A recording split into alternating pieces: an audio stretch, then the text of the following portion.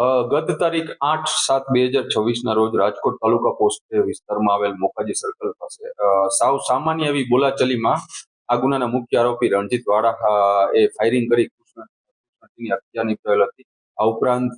સાહેબ રહેન્દ્રસિંહને માથામાં ગંભીર ઇજાઓ પહોંચાડેલ હતી, જેના અનુસંધાને રાજકોટ તાલુકા પોલીસ સ્ટેશનમાં ભારતીય ન્યાય સંહિતા અંતર્ગત 103(1), 109(1),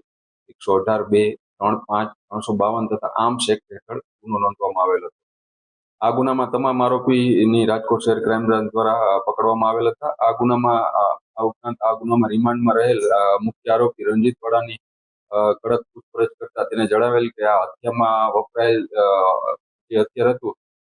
હત્યામાં વપરાયેલ હથિયાર તેને વિરમગામના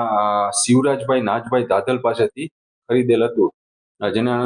અનુસંધાને રાજકોટ શહેર ક્રાઇમ બ્રાન્ચ દ્વારા આ ગુનાના આરોપી શિવરાજભાઈ દાધલને વિરમગામથી અટક કરવામાં આવેલ છે. આ ઉપરાંત આ આરોપી પાસેથી એક દેશી બનાવટની પિસ્તોલ પણ કબજે કરવામાં આવેલ છે, જેના સંલગ્ન અલગથી એક ગુનો વિરમગામ ટાઉન પોલીસ સ્ટેશનમાં દાખલ પણ કરવામાં આવેલ છે. આ આરોપી શિવરાજ ધાંધલ વિરુદ્ધ વિરમગામમાં ફરજ રૂકાવટ, મારામારી તથા જેતપુર પોલીસ સ્ટેશનમાં અલગથી પ્રોહિબિશનનો ગુનો અગાઉ